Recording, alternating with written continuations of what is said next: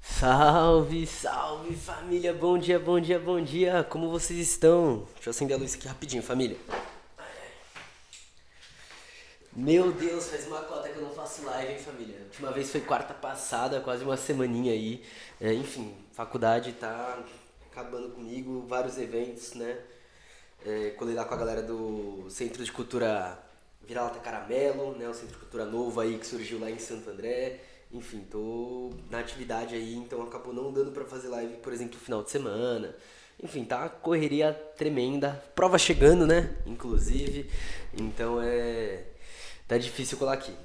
Mas a gente tá aqui para mais um dia aí para trocar ideia sobre Clóvis Moura. A gente vai continuar a discussão, né, e a leitura sobre o livro Quilombos, Resistência ao Escravismo. Eu só vou dar aquela última divulgada aqui nas redes e aí a gente já, né, passa os recados e pá, como sempre, faça aquela apresentaçãozinha e pá, e aí a gente parte pra leitura e discussão. Queria lembrar vocês aí que a gente tem o Drive. Então, caso alguém aí ainda não tenha o livro, eu vou mandar aqui o Drive no chat. Ele tá com o comando ativado. Cadê? Drive. Então, quem quiser, tá o link do Drive aí. Mas e aí, família, vocês estão bem? Vocês estão suaves? Vocês estão de boa? Tudo na paz? Quer dizer, na medida do possível, é lógico, né? A gente sabe que não tá fácil pra ninguém, mas a gente vai tentando, né? A gente vai levando como dá aí, do jeito que vai rolando. Cadê? Aqui e aqui. Fechou. Meu Deus do céu, falar pra vocês, tô meio cansadinho, família. Até lembrar aqui de alterar uma coisa. Como vocês estão vendo aqui, né? A gente tem aqui, tipo, tá o morcego na autonomia, 20% de desconto. Mas, porém, contudo, entretanto, e é a partir é, desse recado que a gente começa, eu queria lembrar vocês que está rolando a. Escrevi errado? Cadê? Eu não sei se quando eu tô escrevendo tá atualizando pra vocês, mas eu escrevi errado. Feira de Livros da Unesp, que tá com até 50% de desconto, família. Então, você aí que tá pensando, putz, preciso comprar uns livros aí que tem várias editoras, a Feira de Livros da Unesp está rolando, então não deixe de aproveitar essa Feira de Livros. Tem várias editoras, eu montei inclusive umas indicações minhas, elas estão lá no destaque do Insta, tá ligado? Eu montei lá, a feira vai até o dia 8 se eu não me engano, né? Do dia 2 ao dia 8 isso aí. Então até domingo. É isso, domingo 11h59 da noite você pode fazer suas compras aí. Tá Expressão, tá Autonomia, tá Autêntica, tá Alameda, tá Unesp, a Unicamp. Que mais que tá? Tá a Cortez, tá a Contracorrente, enfim, tem muita editora. Tá a WMF, tá a LPM, que sempre tá também. Enfim, e aí tá um desconto de até 50%. E algumas editoras, como eu acho que é a expressão no site mesmo, eles colocaram até 70% em alguns livros, tá ligado? Então tem livro que, tipo, era 8 10 reais que tá saindo por 2 e pouco, 3 e pouco, velho. Assim, de verdade, aproveitem aí essas coisas que estão rolando aí nas próprias editoras e tal, para fortalecer, porque pelo que eu tava trocando ideia, o preço do papel vai aumentar ainda mais um pouco esse ano, então pode ser que os livros também aumentem de preço conforme for passando os meses. E enfim, a feira da USP tá longe, tá ligado? Então se você tiver condições aí, já aproveita aí agora. É o momento. Infelizmente, é o momento. E aí, antes da gente entrar na leitura, entrar na própria discussão e tal, eu vou para aqueles recadinhos de sempre. Deixa eu ver se eu tenho mais alguma coisa para falar. É... Bom, sábado vai ter um negócio na nave coletiva lá da Boitempo, né? Lá no Cambuci. Enfim, vai estar uma galera massa demais lá. Então, se vocês puderem encostar, eu acho que vai estar show. Vai ter pessoas que eu não gosto, como Elias Jabur. Enfim, já expliquei lá no Insta porque eu não gosto dele. Mas vai ter pessoas como a Helena Silvestre e o Ricardo Antunes, tá ligado? Então vai estar muito massa, vai ser um evento grande, vão ter, provavelmente assim, vai colar geral, assim, daqui de SP, assim, vai colar uma galera pesada lá. Então se vocês puderem puxar pra lá, vai ser show, vai ser show, vai ser da hora, vai ser interessante. Acho que vai ser um evento legal, muita discussão, várias mesas pequenas, tipo, em questão de tempo, mas com temas relevantes. E eu gosto desses espaços, né? Por exemplo, hoje vai ter uma mesa com o Alisson, Juliana Magalhães e o Carlos Rivera Lugo sobre o livro do Carlos pra Lavra a Palavra, que é o livro Estado, Direito e Revolução. Então, tá acontecendo alguns eventos assim com a volta do presencial muito bons. Pra galera que não é de São Paulo também, é importante ficar atento nas editoras, porque, por exemplo, a Expressão Popular, a maioria dos eventos dela estão sendo em algumas cidades do Nordeste, tá ligado? Então, às vezes, vale a pena dar uma atenção nisso, porque tem muitas coisas acontecendo descentralizadas. Eu falo daqui porque é onde eu tô e é porque é onde eu vou geralmente, né? Então, pô, como vocês estão seguindo, estão acompanhando, pá, eu vou falar, vou em tal lugar. Aí, se vocês quiserem, vocês encostam, é isso. Mas tem vários lugares aí. Além disso, eu tinha mais algum recado? Acho que era só isso. A feira, essa questão. Era isso. O outro recado que eu dei hoje cedo foi da live que a gente tá aqui agora. Então, eu queria lembrar vocês aí que minhas redes sociais são @morcego. Salve, salve, Tabacas. Como você tá, parça? Suave? Queria lembrar vocês aí das minhas redes sociais, @morcego_, Marcos_, seja no Insta, seja no Twitter, seja no próprio Ticoteco, que inclusive eu tenho que postar Ticoteco, eu esqueci de postar ontem, verdade. Ainda bem que eu lembrei aqui. Então, né, a gente tá em tudo isso aí, que é onde a gente tá sempre passando as informações e tal, indicando coisas, pá, enfim. É um negócio mais... onde a gente tá sempre todo dia, quase o tempo todo, né, na medida do possível.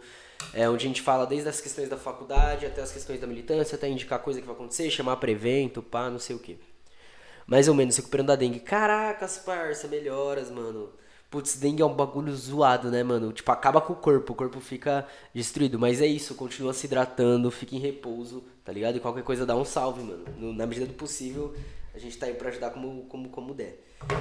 Eu tô suave, assim, não vou mentir não que eu tô cansado, assim. Esse semestre tá sendo bem puxado, tipo, real oficial. Mas a gente tá conseguindo levar, tá ligado? Tá se adaptando aos poucos, saca? Enfim, de passinho em passinho a gente tá indo. 3 dias de cama, caracas, parça. Que doloroso, mano. Nossa, não, isso daí é foda. Dengue é... Nossa, o bagulho derruba mesmo, sem dó, sem piedade, mano. É realmente complicado, velho. Mas que bom que você tá aí recuperando, pá. Espero que logo você esteja 100% aí na atividade de sempre. Além das redes sociais, né, a gente tem um podcast que é a Caverna do Morcego e que saiu um episódio, que é um episódio que a gente fez em live lá no YouTube, saiu o episódio ontem, foi ontem, segunda-feira, com o pessoal ali do Centro Socialista de Ribeirão Preto, Primavera dos Povos de Ribeirão Preto. E foi uma ideia bem da hora, onde a gente trocou ideia desde a questão teórica, né, do próprio Alisson Mascaro, que ele que inaugura isso, até o desenvolvimento aí da prática de alguns centros socialistas, né? No chat também colou o Centro Socialista de Minas e da Bahia. Enfim, essa galera aí que tá sempre articulando com a gente nas redes. Então, pra quem quiser, tá no podcast agora também, tá no YouTube ainda, mas no podcast aí tem todas as plataformas e pá, foi o último episódio que a gente lançou. E aí, além disso, a gente tem aí as formas de apoiar, caso você curta os projetos, é lógico. A gente tem o apoia.se/cavernamorcego e o Pix, mpbl97531@gmail.com, QR Code tá aí do lado e tal, é onde você consegue fortalecer o projeto, porque, enfim, as plataformas estão cagando pra gente. Principalmente quando a gente perde a rotina, né? Tipo, quando você faz live todo dia, a plataforma começa a empurrar a galera pra sua live. Quando você para, a plataforma para de entregar as coisas. Complicado. Inclusive o Twitter, não sei se vocês viram, mas uma galera tava reclamando nesses últimos dias porque ele parou de fazer a entrega do conteúdo. Assim, ou um conteúdo viraliza ou não entrega. Tá bizarro, assim, bizarro. O Insta tá entregando mais pra mim do que o Twitter, pra vocês terem ideia. E olha que o Insta, a gente sabe dos problemas do Insta, né? Enfim, complicado isso. Mas a gente segue, né? Fazer o quê? A gente sabe que as redes não estão aí pra gente. Mas é isso, acho que eu já passei pelo principal. Então, se vocês quiserem ainda abrir, a gente tá no meio do capítulo...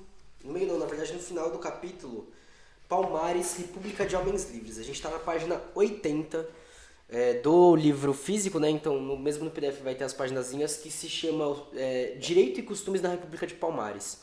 Foi onde a gente parou. Vou deixar aí um minutinho, enquanto isso eu vou fazer essa retrospectiva do que a gente discutiu na última live, né? Porque na última live a gente passou aí pelo capítulo Como se organizavam os quilombos. Foi isso? Não, é isso mesmo, como se organizavam os quilombos.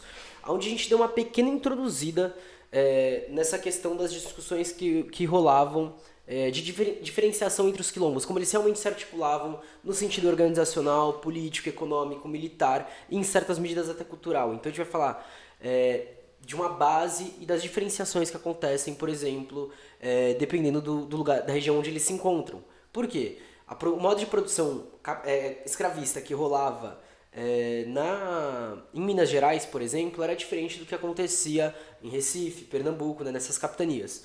Justamente porque a gente tem aí uma outra forma de você trabalhar com os elementos que estão ali, né? Em Minas a gente vai ter, por exemplo, mineração e tal, essas coisas. E os quilombos, por lutarem contra isso, mas ainda precisarem de uma dinâmica econômica, eles vão se valer tanto dessa questão, quanto da própria questão de o que a terra ali ajuda você a plantar. Porque não dá pra plantar qualquer coisa em qualquer lugar, não dá pra fazer qualquer coisa em qualquer lugar. Vão ter lugares onde vai ter um olhar voltado mais pra pecuária e pá, e vai depender. Nossa, eu lembrei, né? Eu cantei, né? Os meninos da pecuária, não para, Enfim. E aí a gente faz essas relações existentes aí nesse capítulo. A gente começou o capítulo de Palmares porque ele é realmente um capítulo longo. E hoje a ideia é começar sobre a articulação internacional da quilombagem também, porque senão a gente não consegue terminar em uma live só aquela articulação. Mas quando a gente entra em Palmares, por Clóvis Moura focar nisso e querer entender mais Palmares, ele vai para alguns estudos mais próprios disso, justamente trazendo a especificidade do que é existente lá, né? Então a gente vai passar por discussões sobre a questão da localização de Palmares, sobre a linguagem e a composição étnica, sobre a economia de Palmares, né, a questão da economia de abundância, sobre a economia do confronto, né, então das próprias disputas, e sobre como vai se formando a militarização e essa organização social de Palmares. Agora a gente começa a entrar numa questão mais voltada para relações sociais e a própria cultura palmarina. Porque a partir desse desenvolvimento prévio que o próprio Clóvis Moura coloca, ele já está falando muito da relação dinâmica que se formava ali. Só que quando a gente vai falar, por exemplo, sobre direitos e costumes, a gente vai voltar um pouco tanto nas tradições existentes dos povos que estavam ali, como a gente fala nas linguagens, né, que a gente tinha. E aqui eu vou até trazer aqui de novo, cadê? A gente tinha o povo Banto, GG, Mina, Nagô, Yorubá, Haussá. Então a gente vai explorar um pouco essas dinâmicas e como elas vão se adaptar às necessidades existentes, tendo em vista que ali a gente está falando de um modo de produção e de um modelo de sociedade que vai sendo confrontado toda vez pelo modelo predominante, que era o modo de produção escravista. Então, página 80 do livro físico, eu não sei qual é a página no PDF, mas é Direito e Costumes na República de Palmares, que fica dentro do capítulo sobre Palmares, faltando 14, 15 páginas para o fim. Então, bora lá. Direitos e Costumes na República de Palmares. Esse tipo de economia e organização social e militar levará também a que não se corporifique um direito de propriedade definido e estratificado em código. Portanto, nada daquilo que a gente define como direito hoje, ou de que a gente conhece com o nascimento do direito moderno. Os crimes que eram punidos severamente através de um tipo de direito consuetudinário, ou seja, de costume, eram o adultério, o homicídio e o roubo individual. Eram os crimes punidos. Mesmo porque, ao que tudo indica, não havia o roubo social, isto é, a desapropriação dos bens da coletividade.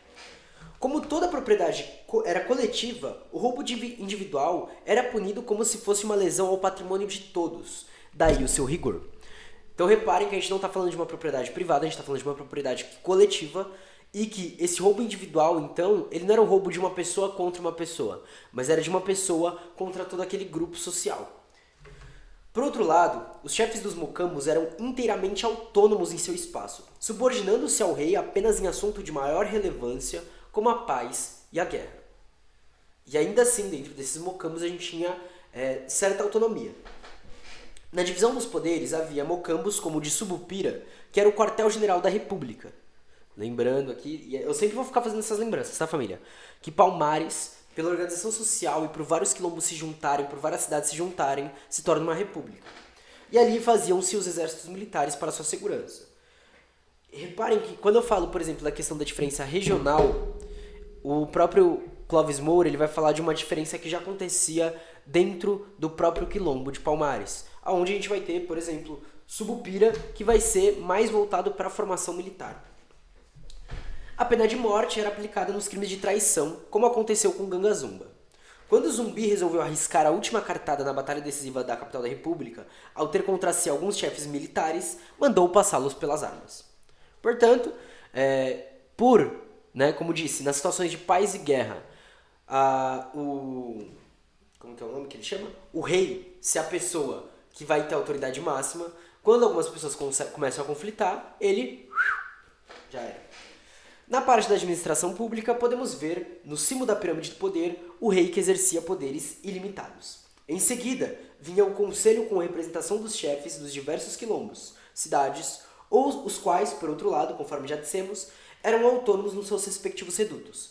A escolha do rei era eletiva, votada pelo conselho. Então aqui a gente está passando realmente por essa dinâmica de como funcionava essa questão da administração e do direito e dos próprios costumes. O problema da estratificação social interna devia ser muito complexo e seu dinamismo pouco esclarecido ainda. No caso da mobilidade vertical, ou seja, dessa ascendência, poderia ser medida pela passagem de um membro de um estrato para outro, ou seja, um novo status de prestígio, que podia ser militar, religioso, governamental e por aí vai. Ou de escravos que foram trazidos compulsoriamente de engenhos para Palmares, e que, depois de trazerem outros para o quilombo, se integraram como homens livres na comunidade. Na última live, alguém me fez uma pergunta. Morcego, tinham escravos dentro de Palmares? Né? Porque realmente é um discurso que foi tido aí como hegemônico e tal, não sei o quê. Olha o que ele traz aqui. Os escravos eram trazidos dos engenhos para Palmares. Ou seja, a gente está falando realmente do roubo de escravos para você atacar a propriedade dos latifundiários. A gente está falando literalmente disso. Esses grupos eles não eram integrados diretamente a Palmares, porque não faria sentido. Eles foram, querendo ou não, raptados e tal, e por aí vai, além deles muitas vezes não conhecerem o que é Palmares e tal. Portanto, uma das formas de você se integrar como homem livre é você fazer essas atuações de trazer mais escravos. Ou seja, você prova, vou colocar aqui entre aspas, você prova que você é parte da comunidade a partir do momento que você luta para a destruição do modo de produção opressor.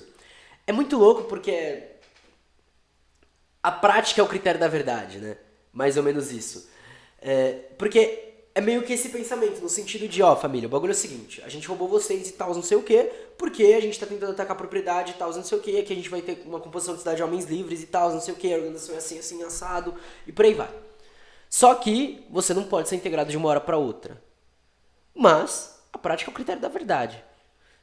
Então, se você participar das ações, se você mostrar aí, se você conseguir realmente estar aqui e tal, ajudar a construir, bom, você é um homem livre. Muito, muito louco pensar nisso. E agora, na mobilidade horizontal, dentro do mesmo patamar, esse dinamismo pode ser mensurado pela passagem de um membro de um quilombo para outro. Por exemplo, os jovens que se deslocavam de seus quilombos para o de Subupira justamente para o treinamento militar, ou de Palmares para fora das fronteiras através da fuga. Quanto aos jovens, não temos nenhuma informação de qualquer ritual de passagem ou de cerimônia iniciática capaz de incorporá-los à vida adulta da comunidade. Não descartamos, contudo, a possibilidade de sua existência. O problema da mulher, e em consequência o problema do casamento da família em Palmares, merecem ser analisados mais detalhadamente. E agora ele entra numa parte, que é uma das partes que eu gosto bastante, que o Clovis Moura faz, onde ele vai discutir a questão da poliandria e da poligamia. Poligamia a gente já conhece, né? Tá? E a poliandria vai ser quando a mulher for o centro da relação e ela tiver mais homens.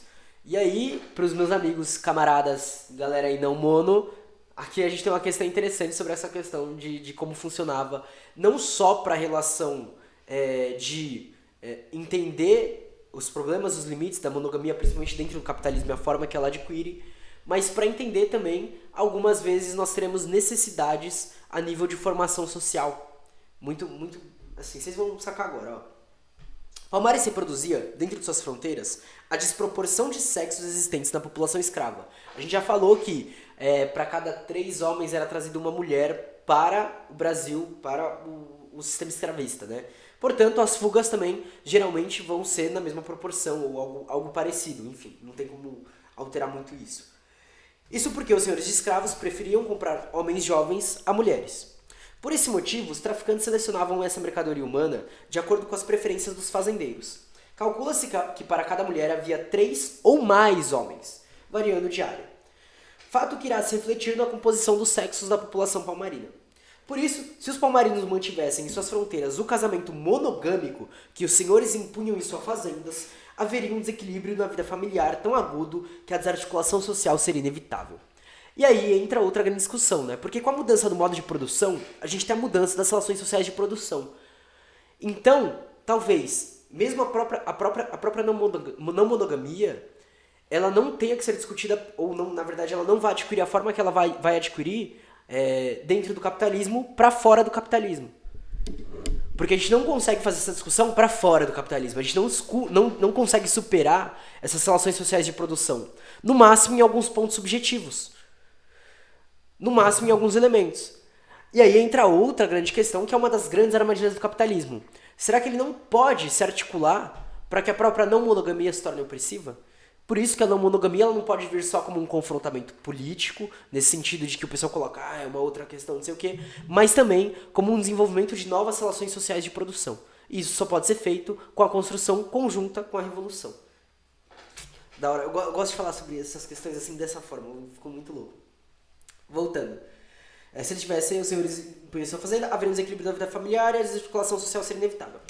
Para resolver esse impasse de importância fundamental, os palmarinos resolveram instituir 2 tipos fundamentais de organização familiar.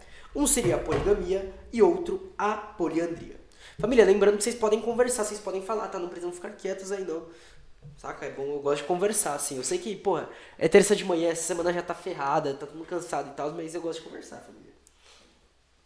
No primeiro caso, né, ele seria praticado pelos membros da estrutura de poder. Isto é, a capa dominante, o rei e os chefes de mocambo teriam direito a várias mulheres. Um documento da época dizia que o apetite é a regra da sua eleição, o que não era verdade. Se isso acontecesse, haveria conflitos internos muito grandes, né? O rei Ganga Zumba tinha 3 mulheres, 2 negras e uma mulata. E Zumbi teve mais de uma, havendo a hipótese de que uma delas era branca. Hoje o pessoal ia olhar e falar, porra, Zumbi mó palmiteiro. Portanto, a instituição da poligamia nessa capa dominante é incontestável. Ou seja, a gente não sabe ao certo como era, né? Tipo, exatamente, por exemplo, a gente não sabe, por exemplo, se Zumbi teve uma das mulheres dele foi branca e tal, não sei o quê. O que a gente sabe é que, sim, havia poligamia dentro da capa dominante, dentro desse grupo que estava acima. Mas, em contrapartida, havia família poliândrica. Era a que funcionava majoritariamente no conjunto da comunidade e na comunidade que não tinha níveis de poder decisório nos assuntos mais importantes. Portanto, fora desse grupo mais acima, a comunidade em geral era poliândrica. A poligamia em todos os povos onde ela existiu sempre foi um privilégio. Isto é, mesmo sendo direito para todos, somente aqueles que tinham condições materiais para usá-lo exerciam. Isso é uma questão interessante para análise antropológica, viu, família? Sobre a questão da poligamia e poliandria. Cadê meus antropólogos aí? Cadê os antropólogos online? Em Palmares, no entanto, isso surgiu em consequência das circunstâncias que os habitantes não podiam controlar, a desproporção gritante entre os sexos. Daí, a poliandria ter se estabelecido na República. Com esses 2 tipos de organização familiar, estabeleceram-se mecanismos de equilíbrio para a funcionalidade, sem antagonismos ou conflitos, no grupo família. Os estratos políticos e militares que mantinham a direção da sociedade, especialmente o rei, tinham uma família polígama, ao contrário dos outros segmentos e grupos, onde a poliandria era a norma dominante. Décio Freitas, ao abordar o problema, escreve que, e agora a gente vai para uma puta frase do Décio, um puta texto do Décio, tá? Para preservar a coesão social, instituiu-se o casamento poliândrico. As referências a esse tipo de casamento são inúmeras, mas as mais minuciosas são as de um documento de 1677. Sucedeu que um certo Manuel Hinojosa, O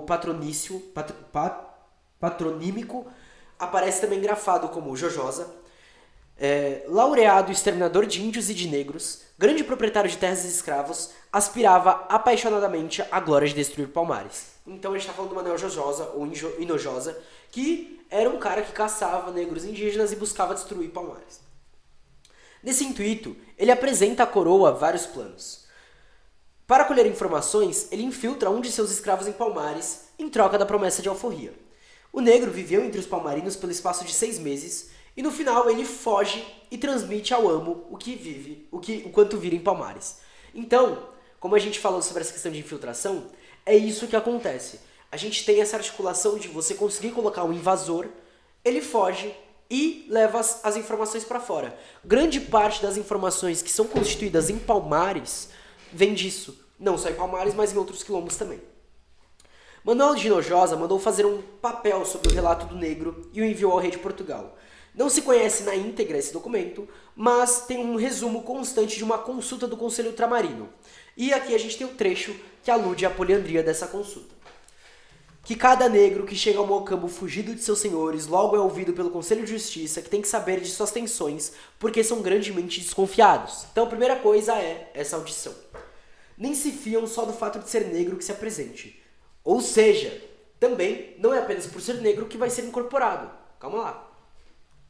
Que tanto certificam das boas intenções do negro, que chega e lhe dão mulher, a qual possuem junto com outros negros, 2, 3, 4 e 5 negros, pois sendo poucas mulheres, adotam esse estilo para evitar contendas. Então, ele já é inclusive indicado a uma mulher que já tem outras 3, 4, 5 pessoas. Portanto, essa mulher chegava a ter 6 pessoas, 6 negros homens aí dentro dessa relação. Que todos os maridos da mesma mulher habitam com ela o mesmo mocambo, todos em paz e harmonia, em arremedo de família, mas próprio dos bárbaros, sem as luzes do entendimento e a vergonha que a religião impõe. Portanto, é tratado como bárbaro e tal, enfim, porque é diferente, blá blá blá blá. Que todos esses maridos se reconhecem obedientes à mulher que tudo ordena na vida como no trabalho. Que cada uma dessas chamadas famílias, os maiorais em conselhos, dão uma data de terra para que a cultivem, e isso o fazem a mulher e seus maridos. Além disso, essas famílias recebiam uma terra, aonde as mulheres e os homens trabalhariam nela. Que a guerra acorda em todos nos momentos de maior precisão, sem exceção das mulheres, que nessas ocasiões mais parecem feras que pessoas de seu sexo. E aí você vê uma outra questão, né? A mulher, ela é meio que é quem manda, né? Dentro desse pequeno mocambo, a gente tá falando aí de um grupo de 7 pessoas, mas tanto na questão da terra quanto na questão da guerra, eles são equivalentes. Isso é uma questão interessante para também se pensar as relações sociais de produção e que esses ajustamentos da poligamia e da poliandria, eles não necessariamente têm que implicar em uma relação de superioridade de um sexo, enfim, alguma coisa assim. Mas que não. Aquilo lá é uma forma de ajustamento para que a sociedade continue a se reproduzir. Né? Não no sentido de se reproduzir no sentido de ter filhos, mas se reproduzir no sentido de ter continuidade de vida. Né? Se manter vivo e pá, enfim, vocês entenderam. E aí Décio Freitas conclui por isso que a família constituía, pois, a unidade social fundamental. Para quem gosta aí de Lévi-Strauss e tals, o parentesco se estabelecia por linha materna. O mocambo, como um todo, constituía a unidade habitacional e política. Teria havido um matriarcado em Palmares? Décio Freitas acha que não, mas Joaquim Ribeiro exagera os traços de matriarcado existentes entre os negros brasileiros para referir-se ao matriarcado africano, partindo da afirmação de que o quilombo não era uma expressão de luta contra a escravidão. Não, imagina. Para ele, o quilombo, e essa verdadeira significação histórica, é uma reação contra a cultura dos brancos, contra os seus usos e costumes. É a restauração da velha tribo afronegra, nas plagas americanas. A ressurreição do organismo político tribal é o retorno, sobretudo, ao seu fetichismo bárbaro. Puta que pariu, Joaquim Ribeiro, que trecho bosta. Daí a poliandria de Palmares e seus vestígios do Nordeste serem frutos dessa regressão cultural. Para ele, a poliandria da escrava negra é uma sobrevivência do matriarcado original, e foi esse resíduo matriarcalista que favoreceu, através das relações sexuais entre brancos e negras, a atenuação da luta entre o senhor e o escravo. Essas interpretações fantasiosas, baseadas na Kulturhistorie, como ele denomina seu método, poderá provar tudo porque não prova nada. Tanto a poligamia como a poliandria em Palmares têm sua origem na dinâmica social da comunidade, em sua composição por sexo e nas soluções estruturais que seus habitantes encontraram para conseguir seu equilíbrio sexual e social.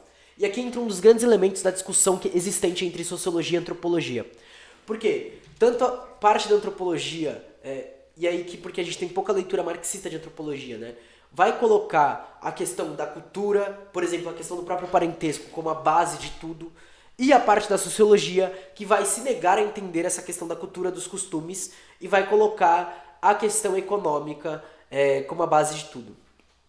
Quando você consegue articular os dois, e que você entende que, por exemplo, uma base econômica ela não surge de nada, mas ela surge a partir de processos, e que a base cultural tanto define como é definida pela questão do modo de produção econômico existente em determinada sociedade, que vai variar pelos níveis geopolíticos e etc e tal, e não sei o que, e por várias coisas que vão acontecendo que também são extra-societárias, no sentido de que, tipo, não é tudo definido por aquelas pessoas que estão envolvidas na sociedade, mas por toda a questão do que está no entorno, por todos os contatos, por tudo que rola. E enquanto a gente não conseguir articular isso, a gente vai acabar muitas vezes caindo em reducionismos, né? Seja da questão de olhar e falar, a poliandria e a poligamia e o próprio quilombo é só uma expressão de resistência ao escravismo. Mas também tem que entender que parte da dinâmica que era construída ali vem por causa do conhecimento que eles adquiriram antes deles serem escravizados. Mas também aquilo só consegue adquirir a forma que consegue por causa da forma de resistência aos quilombos e ao próprio modo de produção escravista, que foi uma coisa que eles passaram durante alguns anos. Enfim, essa dinâmica, essa dialética existente entre essas relações. E essa é a grande majestosidade do Clóvis Moura, né? Que é justamente o que ele está apontando aqui. Ele começa falando, a gente precisa olhar para o modo de produção. Por isso o quilombo é resistência. Só que a gente não pode olhar para o modo de produção e ignorar toda a construção histórica existente dentro desses processos. Salve, Gnomo Grow! Seja bem-vindo, camarada. Como tá? Suave? De boa? Na paz? A gente está aqui quase acabando o capítulo sobre Palmares do livro do Clóvis Moura. A gente está muito próximo da parte sobre a religião que ele vai discutir aqui. O que não podemos aceitar é reduzir a dinâmica social a simples regressão cultural, o que não faz sentido. Portanto, sempre que eu ver esse argumento, você lembra que além de ser racista, é um argumento totalmente ilógico, tá, família? Porque tem gente que usa ainda essa questão da regressão cultural, ainda hoje. Enfim, complicado.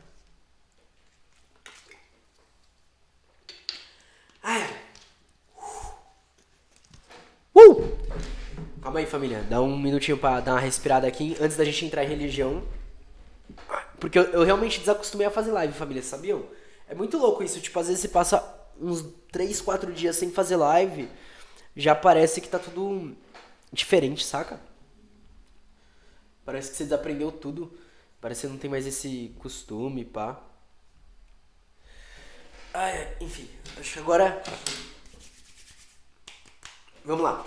Religiões sem casta sacerdotal. Para a maioria dos estudiosos de Palmares, a religião aí existente era formada por um sincretismo. Vamos lá, sincretismo a gente está falando então de uma união entre as religiões. E isso aqui é uma questão que o Clóvis Moura ele abre para esses estudos de uma forma interessante, que é o próprio estudo das religiões de matrizes africana aqui no Brasil, porque ele, por exemplo, quando ele vai falar sobre o candomblé, ele fala, o candomblé existente no Brasil é diferente do candomblé existente nas sociedades africanas por causa disso e disso e disso. Ele explica os processos que aconteceram aqui no Brasil. E aqui é onde ele já começa nos quilombos, né? Entram o catolicismo popular e as crenças africanas, principalmente bantus. Acrescentamos agora a influência das religiões indígenas, que também se fundiram às religiões bantus, dando inclusive na Bahia o, abre aspas, candomblé de caboclo, fecha aspas. Para Rocha Pinta, em A História da América Portuguesa, Sebastião da Rocha Pinta, né? Os palmarinos eram cristãos cismáticos. E explicava por que isso, no seu entender, era verdadeiro. De católicos, não conservavam já outros sinais que o da Santíssima Cruz, e algumas orações mal repetidas. e mescladas com outras palavras e cerimônias por eles investidas, ou introduzidas nas superstições da sua nação, com que, se não eram idólatras, por conservarem a sombra de cristãos, eram cismáticos, porque a falta de sacramento de ministérios da igreja, já que eles não buscavam, pela sua rebelião e pela liberdade dos costumes em que viviam, repugnantes aos preceitos da nossa religião católica, os excluía do consórcio, grêmio e número de fiéis. Edson Carneiro, no primeiro trabalho de revisão histórica da República de Palmares, afirma que os negros de Palmares tinham uma religião mais ou menos semelhante à católica, o que se explica pela pobreza mítica dos povos bantus a que pertenciam e pelo trabalho de aculturação do novo habitat americano. Portanto, né, essa questão de você estar em outro espaço, em outro lugar, em outro dinamismo e ter passado por outras relações. No Mocambo do Macaco possuía uma capela, onde os portugueses encontraram 3 imagens. Uma do Menino Jesus, muito perfeita, outra da Senhora da Conceição, outra de São Brás. Os palmarinos escolhiam um de seus ladinos para lhe servir de sacerdote, especialmente para cerimônias de batismo e do casamento, mas provavelmente também para pedir o favor celeste para suas armas. Não era permitida a existência de feiticeiros no quilombo. Então, e aí, pra quem, né, precisa de um estudo antropológico e tal, eu não sou muito próximo da antropologia, mas, por exemplo, a gente tem uma discussão dentro da antropologia sobre magia e religião, saca? Sobre essas diferenças. E aí vai ter uma diferença de função social e pá, não sei o que, do que é caracterizado por determinado antropólogo, outro vai pensar diferente, pá, não sei o que. Mas o que é colocado aqui é que, apesar dessas diferenças, muito do que a cultura do povo banto e até de certos povos indígenas estava no quilombo se perdeu, justamente por causa da dinâmica social, justamente por causa dessa aculturação que rolou. O Carneiro vai se referir ainda a uma dança que, segundo Barléus, era praticada em conjunto e se prolongava até meia-noite, batendo-se com os pés no chão, com tanto estrépito que se podia ouvir de muito longe. Quando a gente entrar na articulação internacional da quilombagem e falar sobre a repercussão de São Domingos, vocês vão ver algo muito louco. Porque quando a gente estuda a Revolução Haitiana, a gente vê que durante o processo de revolução era muito comum alguns povos fazerem isso, de realmente juntarem quilombos em comemorações, tipo, cantos e ritos a noite toda em que se ouviam a quilômetros de distância por causa do número de pessoas que estava presente, né? Não é porque, tão exagerando e tal, não sei o que, mas é por causa do número de pessoas presentes, real. Parece-nos que essa dança devia ser alguma cerimônia derivada de religiões africanas e indígenas, pois tudo leva a crer que era uma manifestação coletiva do mundo religioso, além dos negros, também de elementos de outras etnias que compunham a república, como índios e brancos. Ó, inclusive a superação da intolerância religiosa. Brincadeira, mas é uma coisa para se pensar em determinados momentos que acontecem, né? Porque a gente está falando realmente de uma dinâmica social de luta contra o que estava posto. Parece-nos que Edson Carneiro subestimou um pouco esse elemento da análise que fez das práticas religiosas de Palmares. Até hoje, segundo a informação que conseguimos em Maceió, a população da União dos Palmares acredita ouvir de vez em quando esses batuques de negros no cimo da Serra da Barriga. Cara, olha que da hora. Quanto à interpretação de Décio Freitas sobre o tipo de religião que era praticada em Palmares, vejamos como ele se expressa. A religiosidade palmarina combinava fragmentos de crenças africanas e do cristianismo dos brancos. Não apenas na Serra da Barriga, mas, depois nas demais povoações palmarinas, as imagens das divindades africanas partilhavam altares com as de Jesus, Nossa Senhora da Conceição e São Brás. Se bem que os documentos aludem seguidamente a sacerdotes palmarinos, nada dizem sobre a sua importância política e social, sobre, como diriam alguns pensadores, a função, né? Não há indicações de que formassem uma casta poderosa ou sequer influente. De resto, as rebeliões negras oferecem a singularidade de não assumirem nunca um cariz profético messiânico, ao contrário de que sucedeu sempre nas rebeliões dos livres pobres. Isso é uma questão interessante, né? As rebeliões dos livres pobres, que a gente tem mais recentemente, né, já no fim da escravidão, elas geralmente trazem algum caráter messiânico, né? Muitas das revoltas que a gente vai ter, que a gente estuda para, por exemplo, Enem, trazem esse caráter messiânico. Mas, dentro das rebeliões de Senzala, a gente não tem em todas elas, e nem em muitas delas, esse caráter. Portanto, e aqui, né, achamos, por tudo isso, que a execução do sagrado era praticamente comunitária. Não havia um sacerdócio com rituais iniciáticos, uma carreira com diversos níveis hierárquicos que garantissem ao iniciado o monopólio do sagrado. Ao contrário, para Edson Carneiro, os feiticeiros eram proibidos de agir em Palmares. Assim, a prática religiosa era executada por mais pessoas escolhidas ocasionalmente, os ladinos mais espertos. Segundo ele, que não se identificavam com o sagrado através de ritos de iniciação. O eventual prestígio adquirido durante o culto desaparecia depois de sua realização, ou seja, era uma coisa ocasional e momentânea. O que se pode deduzir é que os atos religiosos em Palmares eram uma comunhão coletiva com o sobrenatural. Isso é uma coisa muito interessante, né? Porque isso tira o caráter de realmente uma necessária função social de uma sociedade, e aí a gente pode até questionar o que alguns antropólogos e até sociólogos vão definir como função social, mas adquire um caráter muito mais ocasional em certos momentos, esse sincretismo, esse entrelaçamento dessas coisas que acontecem, levam para uma dinâmica que a gente precisa levar além para a discussão de hoje. Eu acho muito pertinente, porque a gente está falando aí de... Existia algum sentido? Ou realmente não existia e era uma coisa muito ocasional? Tipo, uma festa e tal, e não sei o que, e durante essa festa... Por exemplo, é muito comum algumas festas que acontecem, inclusive dentro da religião hoje, serem festas que relembram o que passou antes, saca? E às vezes não precisa ser necessariamente um caráter ancestral, mas pode ser um caráter de, porra, a gente conseguiu resistir mais uma guerra, vamos comemorar. E esses ritos serem referentes a isso. Porque, por exemplo, na articulação internacional da quilombagem, grande parte dos ritos que vão acontecer, que a gente vai ter nos quilombos, não vão ser ritos que vão lembrar toda a ancestralidade, mas vão ser ritos que vão lembrar a vitória de outros povos. E vão ser ritos que vão ter esse contato com o mundo espiritual, como se essas lutas, elas se passassem através do mundo espiritual. Enfim, pensando pensamentos aqui.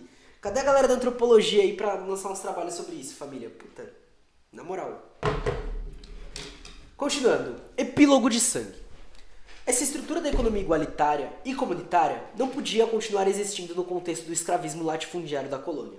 Contra elas, uniram-se a igreja, senhores de engenho, bandeirantes, estruturas do poder colonial, tropas mercenárias, criminosos como promessa de liberdade e, finalmente, toda a estrutura escravista que não desejava a continuidade de Palmares, bem como setores cooptados através de promessas para destruírem essa república. Que é o que acontece hoje, né? É o que acontece hoje. O que a levou a ser condenada e extinta foi sua estrutura comunitária que se chocava com o sistema baseado no escravismo. Aqui parece-nos que esta é a chave do problema. Vamos lá que agora eu vou pegar meu marca-texto porque essa parte é importante de grifar e eu não grifei, ó. Palmares foi a negação, pelo exemplo de seu dinamismo econômico, político e social, da estrutura escravista colonialista. O seu exemplo era um desafio permanente e um incentivo às lutas contra o sistema colonial em seu conjunto. Daí Palmares ter sido considerado um vale-acolto de bandidos e não uma nação em formação. A sua destruição, o massacre da Serra da Barriga, quando os mercenários de Domingos Jorge Velho não perdoaram nem velhos nem crianças, o aprisionamento e eliminação de seus habitantes e, finalmente, a tentativa de apagar-se da consciência histórica do povo, esse feito heróico, foram decorrência de sua grande importância social, política e cultural. Sua destruição foi, por isso mesmo, festejada com as pompas de uma guerra vitoriosa. O governador, Melo y Castro, comunicava ao reino o feito dizendo que a notícia da gloriosa restauração de Palmares, cuja feliz vitória se não avalia por menos que a expulsão dos holandeses, e assim foi festejada por todos os povos com 6 dias de luminárias, sem que nada disso se lhes ordenasse. Dessa forma, quando Ganga Zumba procurou um acordo com as estruturas de poder opressoras do colonialismo, entrando em acordo com representantes do Quilombo em 1678, a comunidade palmarina teve reservas de dinamismo interno para reagir e colocar-se contra tal atitude e reestruturar social, política, ideológica e militarmente a luta. Eu vou trazer um exemplo do que acontece hoje, porque aconteceu a questão do dia 1º de maio, né? E lá na França colocaram fogo em carro, a questão dos pequenos fazendeiros que derrubaram coisa lá na rua, fizeram ações performáticas e tal, e não sei o quê. E aí um camarada postou, né? E quando a gente faz isso aqui no Brasil, a gente é criminalizado e não sei o quê e tal, pelos próprios grupos de esquerda. E aí uma camarada respondeu, né? Pô, mas se a gente faz isso aqui no Brasil, a polícia vai prender a gente e tal, e não sei o quê. Então, na verdade, né? Eu não sei vocês, mas eu, por exemplo, eu tenho muito medo quando a polícia passa na minha frente e não tá fazendo nada. Ontem eu tava voltando em casa, chegando assim, tem uma ponte perto de casa, né? E aí um carro da polícia veio passando assim, ele passou perto de mim e ele ligou o barulho da sirene, tá ligado? Na hora que ele ligou eu já falei, ferrou. Só que ele ligou pra passar na frente de carro e passar. Só que assim, eu não preciso fazer nada necessariamente pra ser criminalizado. Essa é a grande questão. E a grande questão é que, enquanto a gente não começar a ter atitudes radicais, eu não falo de espontaneísmo, tá? Não tô falando dessa questão, mas eu falo de realmente organizações que busquem romper com as relações sociais de produção. Que é o que acontece com os povos indígenas. Eles estão sendo massacrados todo dia.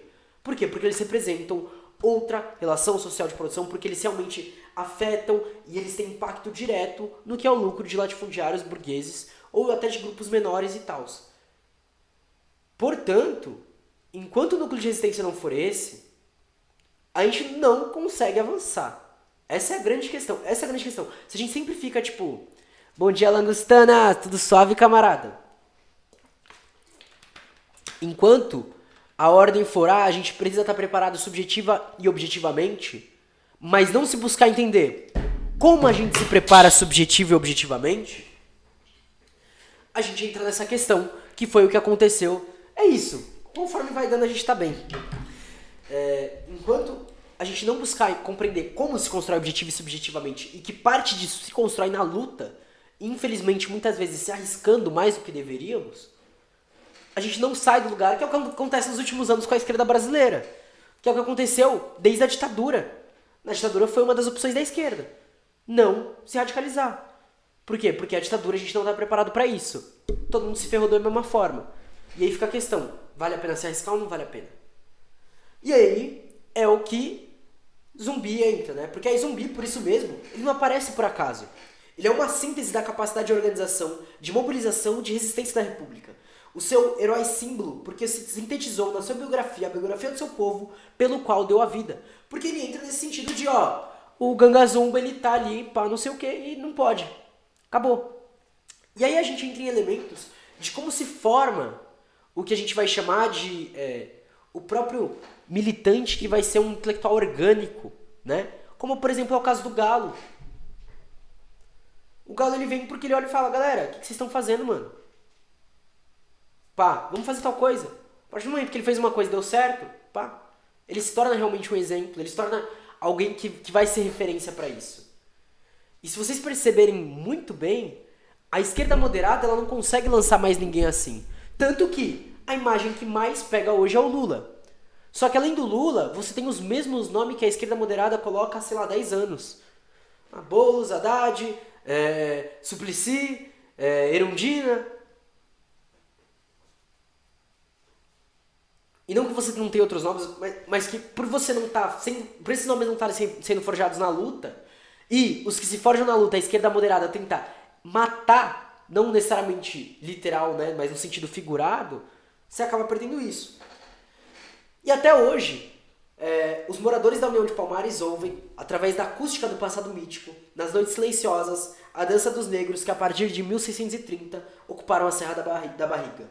E atualmente ainda cantam naquela região o Alto dos Quilombos.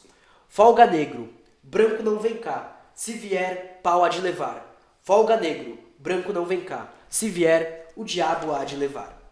E aí no final, a gente tem aí o esquema das cidades dos mocambos de Palmares e na sua capital, né? Então a gente tem as cidades, o Macaco é a capital, e a gente tem Mocambo de Zumbi, Mocambo de Acotirene, Mocambo de Tabocas 1 e 2, Mocambo de Damprabamba, a cerca, né, que é a fortaleza de Subupira, Mocambo de Ocenga, a cerca, que é a fortaleza de Amaro, Palmar, que é a cidade agrícola de Andaquituxi, Mocambo de Aquatune, que é a mãe do rei, além de outros, de menor conta e menor gente. Portanto, era realmente uma república, uma nova sociedade em formação. República não no sentido liberal do termo, mas república no sentido de outra forma de organização que nascia ainda no modelo escravista no Brasil. A partir de 1630, a gente tem o começo da formação de uma nova sociedade. Com menos de... com um pouco mais de 100 anos de colonização, a gente já tinha isso se formando fortemente a ponto de ser um risco de se espalhar pelo país todo e de revoltas acontecerem para a destruição desse modo de produção. Portanto, você não precisa esperar anos e anos, você não precisa que o capitalismo necessariamente comece a se autodestruir.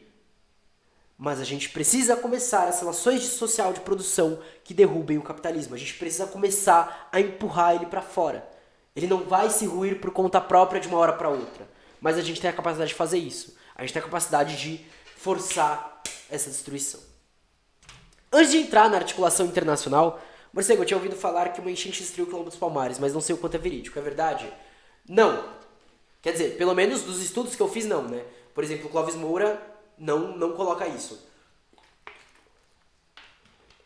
Assim, pode ser que uma enchente possa ter, né, prejudicado e tal, não sei o quê. Mas o que destrói Palmares a gente tem diversos números de infiltrados que se infiltram como fugidos.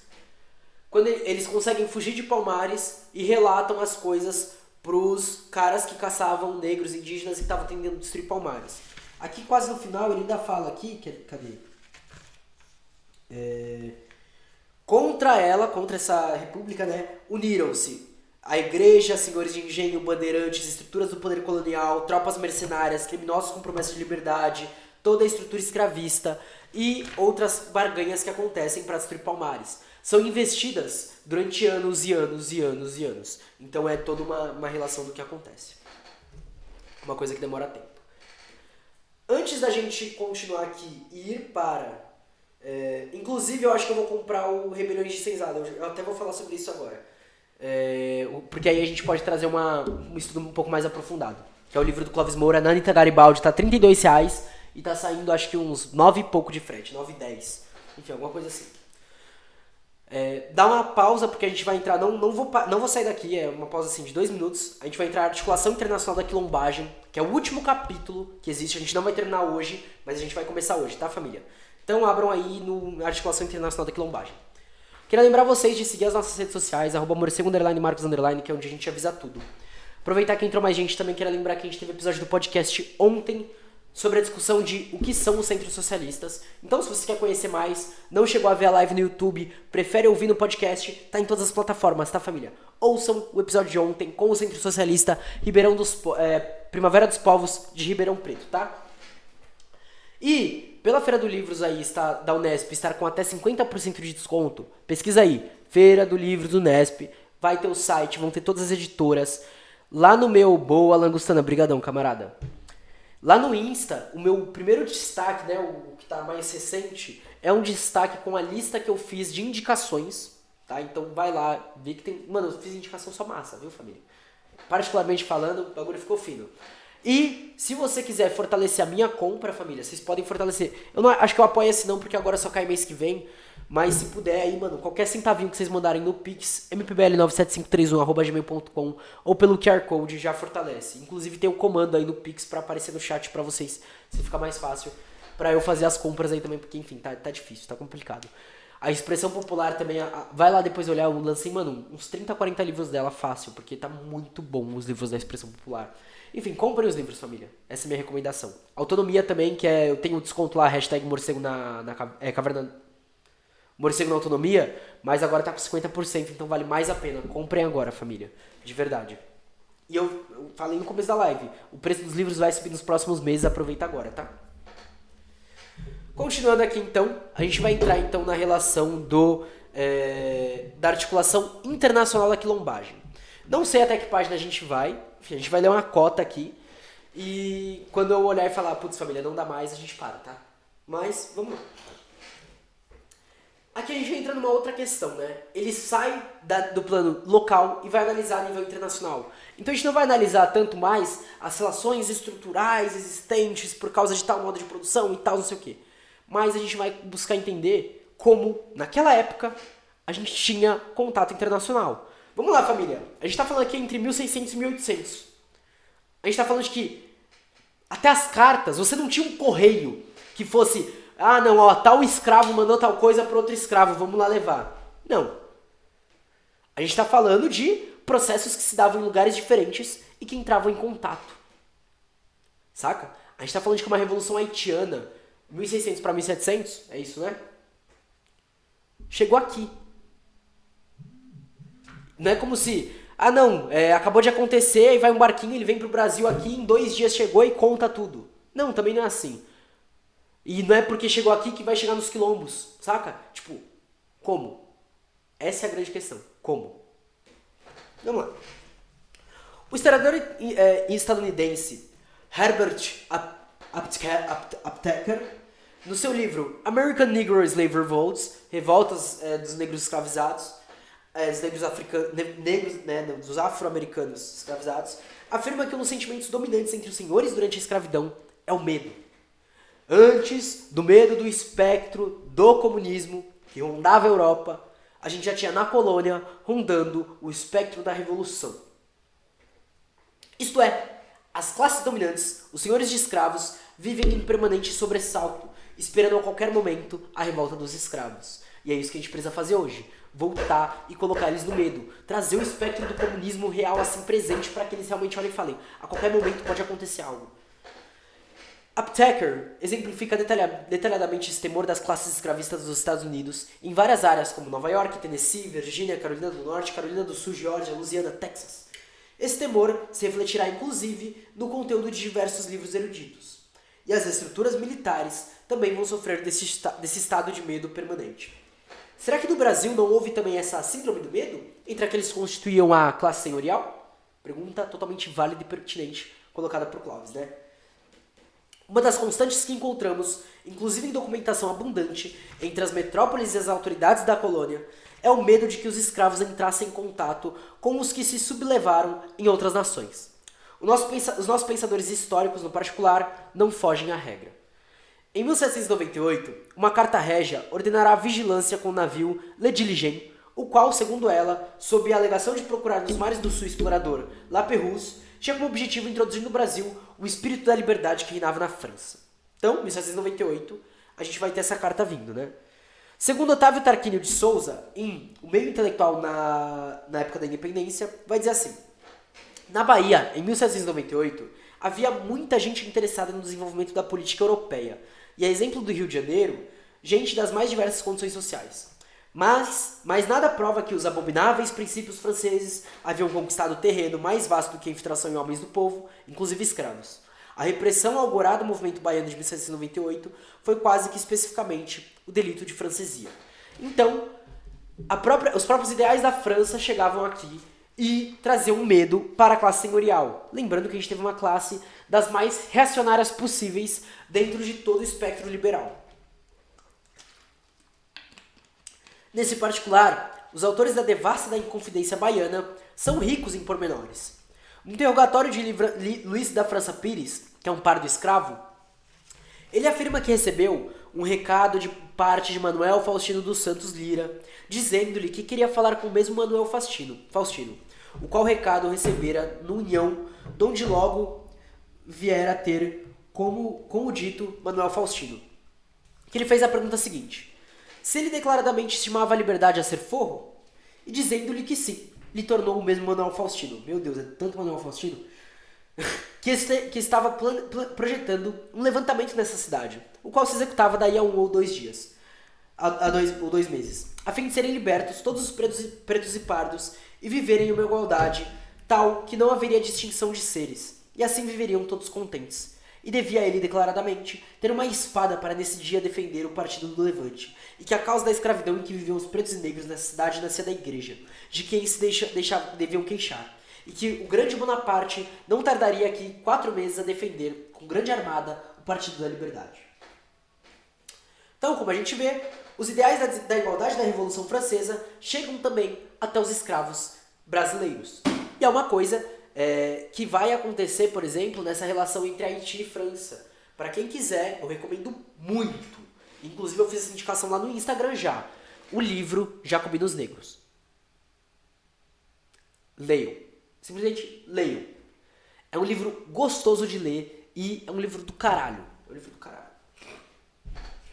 Daí também o rigor das sentenças contra os seus principais implicados. Todos os elementos da plebe, muitos deles escravos. O conteúdo francamente abolicionista, a influência das ideias liberais da França, pós-revolução, estão sempre colocados nos documentos apreendidos e nas declarações de seus líderes.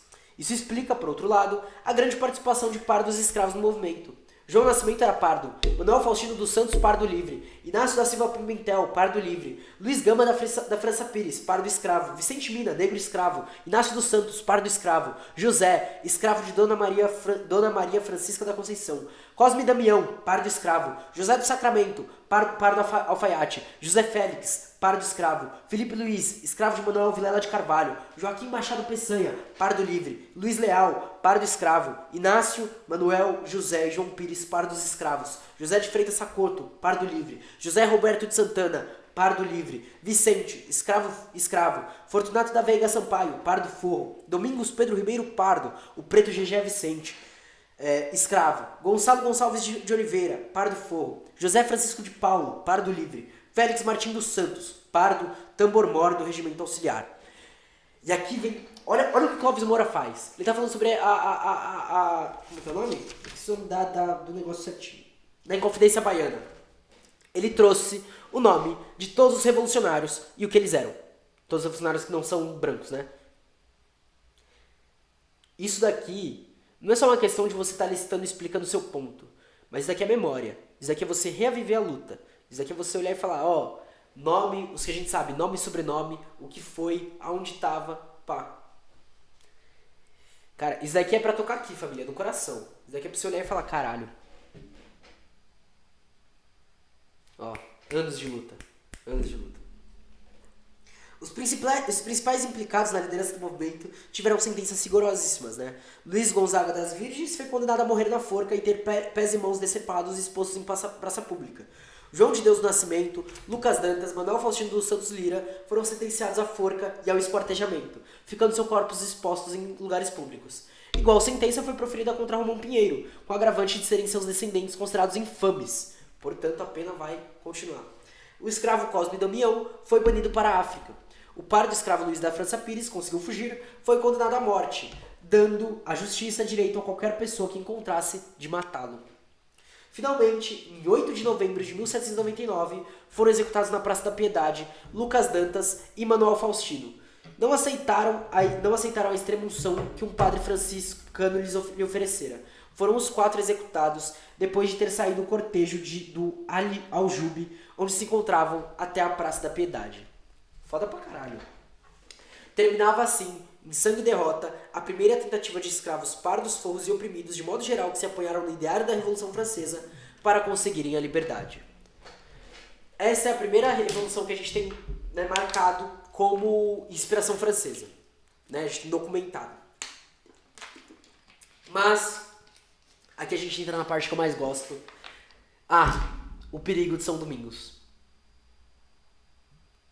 São Domingos, Revolução Haitiana, tá, família? As grandes sublevações dos escravos haitianos na parte francesa da Ilha de São Domingos, dos quais resultou a independência do Haiti e o extermínio de toda a população branca ali residente, repercutiram internacionalmente, de modo especial naqueles países ou regiões onde havia escravidão negra. O temor de que o rastilho da revolta se propagasse por outros países ou colônias colocou em pânico as autoridades da metrópole que ainda mantinham a escravidão em suas colônias. As cenas de São Domingos, como se referiam ao fato, determinaram uma série de medidas acauteladoras por parte dessas autoridades. A correspondência sobre o assunto é abundante, e no Brasil em particular, o medo se desenvolveu à medida que avançavam as lutas dos escravos aqui.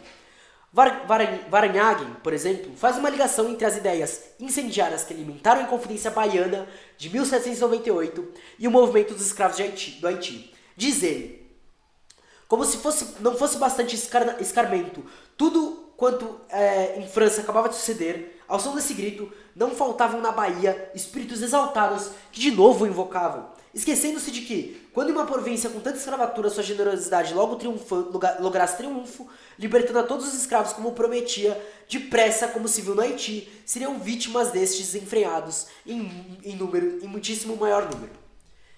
Em 1817, no Recife, ao referir-se à situação da inquietação dos escravos pernambucanos e o Comodoro inglês Bowles dizia que ela poderia resultar na expulsão de todos os brancos desse continente e no estabelecimento de uma segunda São Domingos nos territórios brasileiros.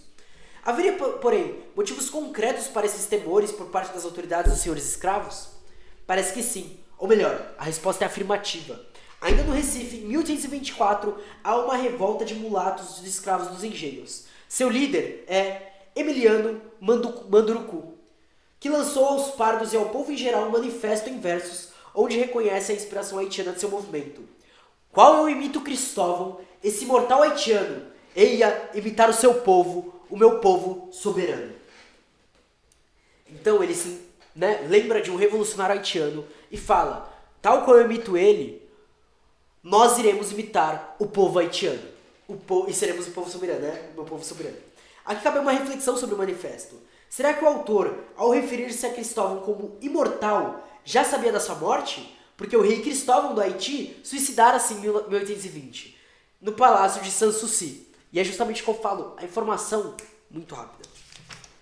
Em Milô, construído no cimo da montanha. Essa imortalidade de Cristóvão em 1824, 4 anos depois da sua morte, não significará de um lado a informação de sua morte e de outro a sua transcendência através da convicção de sua imortalidade?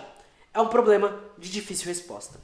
Imediatamente após esse levante, o Major Agostinho Bezerra enviou, ao fim de combater aos escravos sublevados, um batalhão que frustrou pelas armas os intentos de Emiliano Manducuru e seus adeptos. Os versos pertencem hoje aos folclores da região. E é isso que eu falei quando eu falei da questão da religião e como ela se mantém, né? Essas coisas elas vão se mantendo pela luta. Essa ancestralidade que a gente às vezes se refere, em alguns lugares, é uma ancestralidade que vai se referir a essa luta. Ainda na Revolução de 1817, em Pernambuco, o fantasma de São Domingos é levantado. Luiz do Rego Barreto escrevia para a metrópole dizendo: não foram todos os negros, nem todos os mulatos. Lembrando, família, que quando a gente fala de mulatos e pardos, a gente tem também uma relação dos povos indígenas, tá? Tem alguns indígenas, inclusive, hoje que fazem essa discussão. Eu não vou me aprofundar porque eu não sei ao certo, mas eu sei que tem. Os que tomaram parte dos rebeldes se uniriam a eles. Porém, dos homens dessas cores, aqueles que abraçaram a causa dos rebeldes e abraçaram de modo excessivo e insultante e fizeram lembrar a cena São Domingos.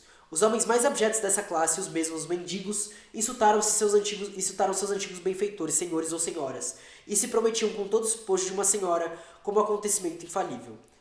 Lembrando, e aqui entra uma questão interessante, né? Porque se a gente está falando de um desdobramento do Haiti, eu falei isso na última live, né? A Constituição haitiana que sai da revolta de São Domingos, ela não sai puramente no sentido de todos os brancos vão ser mortos. Mas ela sai com uma redefinição do que é branco e o que é negro, tá? Todo latifundiário é branco. Todo branco pobre, a partir de então, passa a ser negro se quiser continuar naquela sociedade.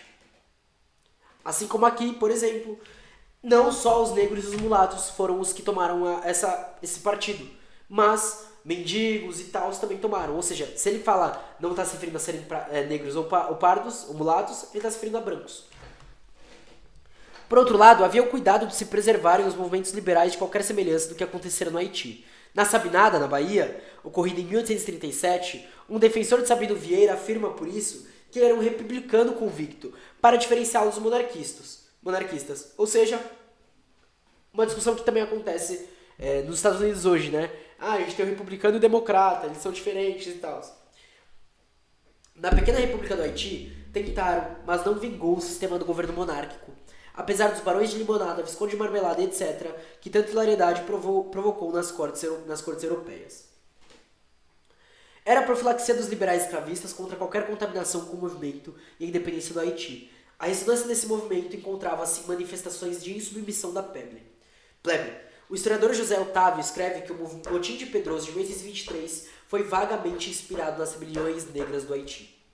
No entanto, houve uma conexão mais próxima entre os líderes da Revolução Haitiana e os escravos brasileiros. O processo revolucionário haitiano inicia-se em 1791, embora antes houvesse vários atos de rebeldia, e é concluído em 1804, quando Jacques Dessalines, inclusive leiam sobre Dessalines, africano da Guiné e ex-escravo, proclama definitivamente a independência daquela parte da ilha. Um ano depois, segundo Luiz R. Motti, em Brancos, Pardos e Pretos em Sergipes, diz assim: o ouvidor do crime não é crime de criminoso, tá? Crime é um lugar. Quer dizer, a função desse ouvidor, né? Mandara arrancar dos peitos de algumas cabras e crioulos forros o retrato de Dessalines. imperador dos negros da Ilha de São Domingos. E o que é mais notável era que estes mesmos negros estavam empregados nas tropas de milícia do Rio de Janeiro, onde manobravam habilmente a artilharia. Então, um ano depois, os quadros de Dessalines já estavam entre os negros. E os negros, inclusive, entravam para brigadas armadas justamente para conseguir manobrar isso. Cara, olha o nível de articulação que já existia naquela época. Não se pode negar, portanto, a existência de uma conexão entre os negros revolucionários do Haiti e os escravos e crioulos forros do Brasil. Mott coloca algumas questões analisando o documento. Onde teriam sido feitos os tais retratos? No próprio Haiti ou no Brasil? Se na própria Ilha de São Domingos, quem os teria trazido para a América do Sul? De que material seriam tais retratos? Pintura a óleo sobre metal ou escultura em concha bicolor à maneira de Camefu? Portanto, ainda surgem todas essas discussões. É para se refletir sobre o assunto, porque a época em que o fato foi registrado, a impressão de qualquer gravura era quase impossível no Brasil, pois as pouquíssimas tipografias existentes viviam sob severa vigilância. A Revolução do Haiti era, portanto, conhecida e admirada pelos escravos negros. De acordo com o mesmo autor, em Itapuã, na Bahia, há uma sublevação de escravos empregados nas pescarias. Depois de sufocada a revolta, com um saldo de 13 brancos e 56 negros assassinados, os comerciantes baianos escreveram ao governo central, denunciando que os negros falavam abertamente de suas revoltas, comentando os acontecimentos do Haiti, chegando ao ponto de dizer que em São João não haveria sequer um branco ou mulatos vivos. Esse é o nível da luta, família. Esse é o nível da luta, parça. Só a luta explica essas porra, mano. Só a luta explica. Família, então eu acho que a gente vai parar aqui em Conexão em Sergipe para deixar a maior parte da discussão internacional para a próxima live, tá? Eu acho que aqui tá bom. Nossa, caralho. A gente leu pra caralho. Gostei. Enfim, família, queria lembrar que amanhã, 8 horas da noite, a gente vai estar lendo Angela Davis neste mesmo local. Pode pá? A gente vai ler Angela Davis 8 horas da noite amanhã, aqui na Twitch também. Esse episódio vai pro YouTube daqui a pouco, tá? Então quem não conseguiu acompanhar do começo e tal, não sei o que, vai estar lá. Queria agradecer a presença geral. Lembrar vocês aí de seguir nas redes sociais, @morcego_, Marcos_. Também lembrar que a gente tem um podcast, Caverna do Morcego, em todas as plataformas. E falar que se você quiser apoiar aí o podcast, principalmente agora nessa semana que tá tendo a Feira de Livros da Unesp, além de comprar seus livros, mano, qualquer centavo que você ajudar já vai fortalecer aí no Pix, mpbl97531@gmail.com. Salve, salve, Roco da bicha, chegou no final, camarada. Putz, e hoje foi pique, hein? Brincadeira. Faz parte, parça, faz parte. Fique em paz. Você tá bem, camarada? Tá de boa? Como você tá? Nossa, sabe o que eu vou fazer agora, família? Bater um rango, tirar um cochilo e estudar antropologia. É isso, família. Valeu. E compre o livro de vocês também. Aproveita, mano. Promoçãozinha é isso, mano. Tem vários livros de pesquisa de sociologia, antropologia, psicologia que tá, mano, num precinho top, tá ligado? Aproveitem, de verdade. Assim, livro que é 100, 200 reais que tá pela metade do preço, mano. Não percam essa oportunidade, de verdade. Então suave, só na correria. É daquele jeito, né? Aquele jeito. Mas é isso, família. Eu me despeço aqui. Realmente tô cansadito. Quase 1h30. Já. Mas é isso. Queria agradecer a presença geral. Já vai estar no YouTube essa live, tá, família? Se cuidem. Tá ligado? Como alguém que tá, enfim, na correria, né? Acompanhando a galera na correria. Se puder pisar um pezinho no freio, dê uma, né, pra respirar, relaxar a mente, é importante também, viu, família? Descansem. Bebam água, importante. Comam frutas, tá ligado? Façam um exercíciozinho só pra manter, né, saca? Tipo, né, respiração, pá, pro corpo não ficar podre, enfim. E é isso, qualquer coisa é só mandar mensagem no Insta, no Twitter, tamo aí pra tudo, viu, família? Um beijão, se cuidem, até mais. Deixa eu ver se eu tô com a música aqui. Vou fazer raid, né? Calma aí. Calma aí. Vamos fazer raid.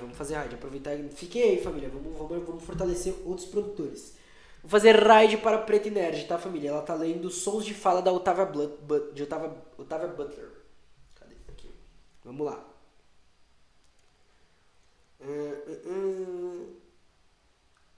Cadê? /raid.